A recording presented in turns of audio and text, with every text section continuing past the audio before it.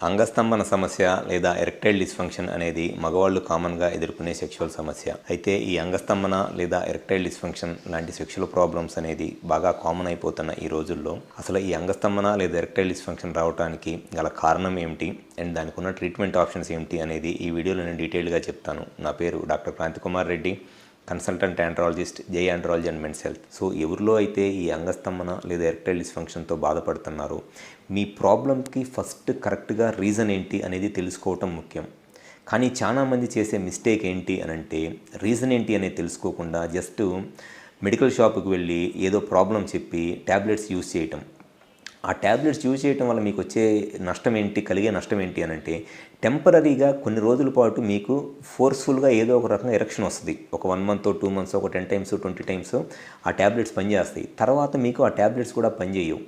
ఎప్పుడైతే మీకు tablets పనిచేయని stage వస్తుందో ఇంకా ఆ తర్వాత మీరు ఏమి చేసినా కూడా ఏ ట్యాబ్లెట్స్ వాడుకున్నా కూడా మీకు ఉపయోగం ఉండదు. అలా కాకుండా మీకు ఈ ఎరెక్షన్ ప్రాబ్లం రావడానికి కారణం ఏంటి, హార్మోన్స్లో ఏదైనా ప్రాబ్లం ఉందా, పెన్నిస్కి వచ్చే బ్లడ్ ఫ్లోలో ఏదైనా ప్రాబ్లం ఉందా, లేకపోతే మజిల్లో ఏదైనా ప్రాబ్లం ఉందా అని మీరు కరెక్ట్గా రీజన్ తెలుసుకొని ఆ రీజన్ని ట్రీట్ చేసినట్లయితే డెఫినెట్గా ఎరెక్షన్ ప్రాబ్లం అంటే సెక్షువల్ సమస్యలు అనేది చాలా ఈజీగా ట్రీట్ చేయవచ్చు. సో ఎవరైతే ఈ సెక్షువల్గా ఈ ఎరెక్టైల్ డిస్ఫంక్షన్తో బాధపడుతున్నారో టైం వేస్ట్ చేసుకోవద్దు. ఫస్ట్ మీ ప్రాబ్లంకి రీజన్ ఏంటి అనేది తెలుసుకోండి.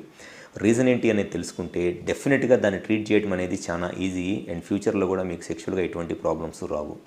సో మీరు కనుక ఒకసారి ఈ సెక్షువల్గా ఏదైనా ఇబ్బంది పడుతుంటే మాకు విజయవాడ, వైజాగ్, రాజమండ్రి మరియు నెల్లూరు ఈ 4 ప్లేసెస్లో బ్రాంచెస్ ఉన్నాయి. ఈ 4 ప్లేస్లో ఎక్కడికి వచ్చి కన్సల్ట్ అయినా డెఫినెట్గా మీకు సెక్షువల్గా ఏ ప్రాబ్లం ఉన్నా 100% నేను దానికి సొల్యూషన్ చెప్తాను.